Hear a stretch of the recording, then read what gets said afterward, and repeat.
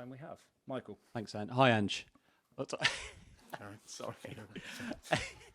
I usually start with team news, but obviously specifically a really bad injury to Ivan Perisic this week. Yeah, disappointing. Firstly for Ivan more than anything else. It's just one of those innocuous things that'll happen sometimes. He obviously got a pretty significant injury from training, and as I said, disappointed for him because I've only worked with him for a little while, but you can see why. He's played at some of the biggest clubs in the world, and why he's maintained such a level of performance for so many years. He's the ultimate pro in the way he trains, the way he presents himself, and it's disappointing for us as well because he's been a real important part of sort of what we've done so far.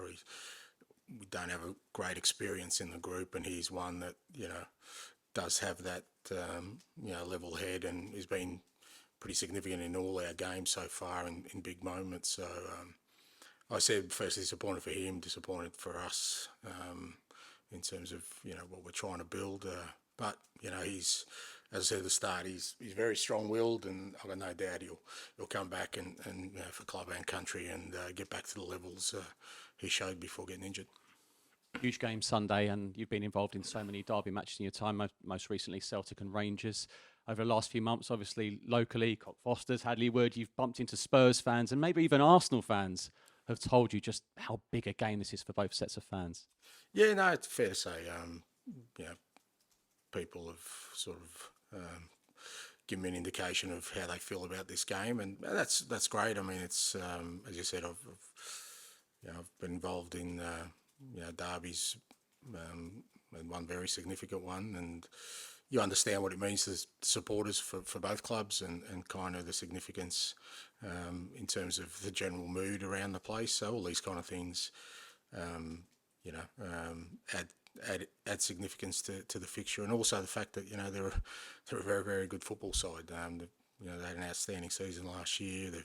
I think they've strengthened this year.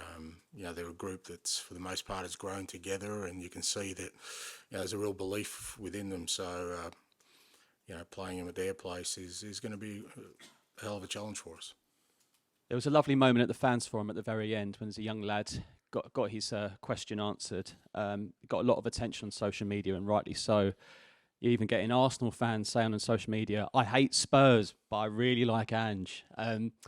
It's been a great few months. I know this is just one game, but I just want to get your view on how I'm assessing how you've been in the first few months in England and how much you've enjoyed it. Yeah, look, I've enjoyed it because I enjoy what I do, and it's just I'm just trying to be who I have been my whole life, and with the forum, it was just a young man who was dying to ask a question, mate. That's what we were there, and I didn't think one extra question was going to be anything too significant to anyone else but to that young man. So felt right to do it, and did it, and that's fine. I mean, I don't think there's a famous college coach who once said, never be proud about doing the right thing, just do it. So it's there's always life lessons for all of us, no matter how old you are, about the way we conduct ourselves. But I've enjoyed so far. It's been a great challenge, and many challenges to come. I said, I've got a group of coaches that I talk to on a regular basis from other codes, and a couple of them going through a difficult period, and we all decided that, as a coach, you're either going through a difficult period or it's coming up. So that's your constant way of being, but I enjoy it, mate. Thank you. Hi, Ange. Good afternoon. Hey. For some Spurs players, it will be the first time experiencing the North London derby, especially away. What do you think would be the key for them to maintain their focus and perform in what's going to be a very challenging atmosphere?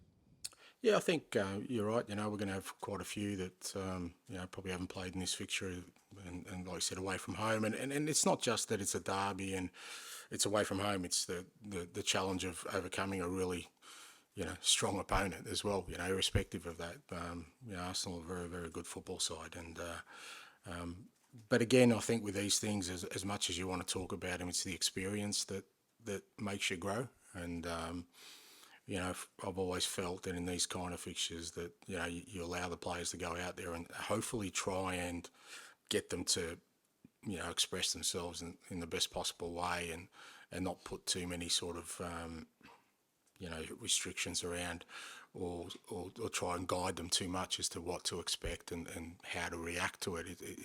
It's much better they go through the experience and then you can sort of reflect on it. That doesn't mean that you can't offer advice. And like I said, from our perspective, we've tried to create an environment here where every day we train really hard every day, preparing for a really difficult game at the end of the week. And, hopefully that kind of constant day-to-day conditioning of the boys in terms of their physical being, their mental being, means that every week they feel like it's a big game, so that when they do get into a game of more significance from a public perspective like this one, hopefully it doesn't change them too much. After Arsenal managed to complete a double against Spurs last year, how important do you think this one specifically is for the Spurs fan to get a positive result at the Emirates?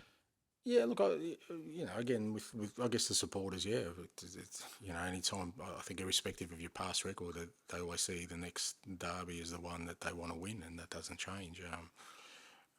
And from our perspective, like I said, it's a great challenge for us as a football sort of team that's beginning on a journey and trying to have an identity in terms of the way we play. And there's no greater test than playing one of the top teams in the competition away from home, who also happens to be your biggest sort of rival. So it's a great test for us, great challenge for us, and that's what we've got to go out there and try and see how we cope with all of that.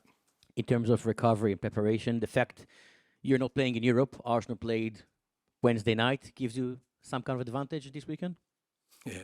I don't know how them playing in Champions League and us obviously not playing Champions League because we weren't good enough last year gives us an advantage. I think the advantage is usually with a team that's in the Champions League because they've earned the right to be there. So, no, I don't think it gives us any advantage whatsoever.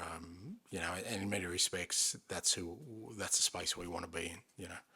We would have much preferred to have a Champions League game this week as preparation for a derby rather than not a game. So, but again, all these kind of things, you go into games and you adjust your preparation. I'm sure Mikel has with his team, and will adjust for the fact that we didn't have a game, a top level game midweek to prepare for this one. Yeah. Hi, Ange, how are you? I'm good, mate. Spurs haven't won at Arsenal for 13 years, but not many of your players that will play on Sunday will have that kind of baggage, in inverted commas, with them. How much of a help is that they're going into this game without having had years and years of not having success in this fixture? Well, I don't know. I mean, it really depends on sort of how you frame that. Ultimately, the challenge is that they're a very good football team, and I can't get away from that. They're a very, very good football team. So, irrespective of past records, even if we had beaten them twice last year, I'd be going into this game going, it's going to be a tough game, and it will be a tough game for our players, and particularly away from home. So that's the challenge for us. And I've never put too much stock on previous sort of records or previous history, because ultimately, I certainly wasn't involved in any of those. As you said, some of the players weren't involved in any of those. So there's no point us reflecting on sort of a historical context to the fixture. What's really more relevant is, well, they're in good form, we're in good form, we want to go out there and try and sort of play our football against them. You've been heralded this year for playing on the front foot. Spurs fans saying they got their club back, and the football's so much more entertaining than in the past few years. Can you play that sort of football in this game, in a derby match of this magnitude? Well, there's no other reason that we play this football than to be successful. So if I didn't think we were going to be successful, I wouldn't play it against any opposition. So, from my perspective, I've often said that I don't set up my teams to play football that's just nice to watch. I set up my teams to play football that'll win, and you have to believe in that against all opposition, in all kind of circumstances. So there's always tweaks that happen because of the opposition will force you to adjust certain parts of your game. But the underlying principles of the kind of team we want to be, no, I'm not going to I'm not going to shy away from it now just because we're facing a good team. We have to, go out there and challenge ourselves to play the football we have so far against one of the teams that will be challenging for the title. And finally, one of the talking points around the opposition on Sunday is the goalkeeper. They started off with one goalkeeper, they brought in another goalkeeper. How difficult, as a coach, can you explain how difficult that is to have two goalkeepers who both see themselves as number ones? You very firmly had Joe Hart as number one at Celtic. The goalkeeper you bought this summer is very firmly your number one at the moment. How difficult is it, or do you see it as not being a problem at all? I think the most difficult is when you don't have a number one. That's when you're really struggling. I reckon having two good number ones, I don't think any managers would say no to that. So, no, I think they're in a good position. Charlie. Ange, I wondered how important the psychology is for the players for this kind of fixture, and with that in mind, if there are things you've been trying to tap into this week and in the next couple of days. Again, as I said, I think you don't downplay the significance of the game because even if I tried to, there's enough noise around it for the players. They don't live in bubbles to know that it's a big game and what the significance of it. But as I keep saying, we train every day. There's there's going to be a preparation for us to play our best game of the year this weekend. And once we do that, then there'll be a preparation to play our best game of the year the following weekend. That has to be the mentality, and I've tried to instill that into every group I've had, is that you train every day to be the best you can be. That means you're preparing yourself for your best game of the season this coming weekend. But it's not like you treat it, when people say you treat it like every other game, well, yes, you do, because every other game we want to win, and we have to be at our best, particularly in the Premier League, to do that. So the noise around it and significance around it is something that we have to embrace and absorb. But I'm not gonna be happy if we're more up for this game and less up for another game, because I know that's not going to get us to where we want to go. Mm. You mentioned before about you speaking to coaches from other codes and that sort of thing. Could you just expand on that and the sort of things that you talk to with them? Yeah, just like I said, I think I've said before, I'm the kind of guy who's pretty curious, and we've got a little group that we kind of get together once a month, and nothing significant, just sort of a safe space for us to whine and moan about our existence, and everyone feels good at the end of it, mate. It's a bit of therapy, but it's all good. And just lastly, on team news, Lo Celso, is he available? Is there any other different? No, in terms of apart from Ivan, everyone else from sort of last week's in good space. But in terms of the longer term ones, we've still got there's still probably 2 or 3 weeks away. Brian Gill, Lo Celso, Bentancur, those kind of guys. Hopefully, over the next few weeks, they'll sort of slowly get involved with training. Hi, Ange. There's so much change going on at the club right now. It's not obviously just you and on the pitch. You've got Scott Munn officially signed this week, Director of Football coming in, Leonardo Gabbanini leaving the club. What's that like to be inside a club that's changing so much all at once? Normal for me. Wherever I've gone, it's kind of and I think that's the club understanding. As I've constantly said that if you want to change, you need to change, and all these things happen. Sometimes not sequential or not at the same time, but over the course of time, you find that we're heading off in a new direction, and some of the people make their own decisions about whether they're involved with that. Other times we look for new people, or the club looks for new people to bring in, and I think that's the kind of position we are as a club. And as I've said, it wasn't going to take one window for us to sort of build the squad we want, and it wasn't going to take just a couple of months for us to have the structure we want. It's something that I think will evolve over the next probably 12 months, couple of years. I think you'll find there'll be some constant evolution of people and the way we play and the way we train and the environment itself. I think that's and all these kind of things I think are just a natural consequence of the club deciding to change direction at the end of last year. Talking about the future, I went to watch the under-21s this week and saw Alejo Belice getting his first minutes for the club. Obviously, very much looks like a player that's going to fit your system. What have you made of him in training so far? And do you still feel your original thought that you're probably not going to see him getting minutes until the second half of the season? Yeah, no, he's to be fair to him, he's only had sort of 1 week training with us. He had 2 sessions sort of last week, and then we sort of gave him some game time in the 21s, as you said, and now he's sort of had a full week of training, and great to have him on board. Again, no expectations around his contribution. Obviously, being an attacking third, I think he'll get some opportunities for some game time, but we still got to let him settle a little bit and get involved in training sort of more consistently over the next 3 weeks. Maybe get him a game or 2 more in the 21s, because he's missed a lot of football. But we've been really encouraged with the way he's gone about things, the way he's adjusted to life here. He's only a young man, sort of coming from the other side of the world. The dressing room environment's great, and watching him the other night, he's showing the attributes. He's got great movement. He's a real sort of number 9 in terms of the way he attacks the box, and really looking forward to getting him up to speed. Last one from me. There's another big game for you this weekend. Carlton playing tomorrow morning. Are you going to get up and watch that? And how much are you looking forward to that? Absolutely, mate. Go the Blues. They've had a great year, and we've had a lot of time without success. Good luck to the Blues, Michael Voss and Cripsy and the boys. Final one in this section, James, please. Hi, Ange. No one knows what I was talking about there. That's fine. Yeah, thanks, mate. Go on. You've made such a good start in moving on from Harry Kane leaving, but he is the all-time top goal scorer in North London derbies, 14 goals in 19 games.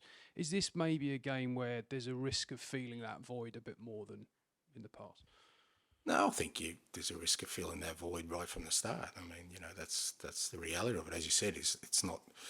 It's a fairly significant figure on and off the field. To be fair, that left very late in the piece. But we kind of tried to, as a collective, focus on kind of the road ahead and the kind of team we want to be. And I've really been pleased with the way that all the lads have sort of tackled the task of us being a real attacking threat from all areas of our game, and so that people sort of don't see sort of a glaring gap there.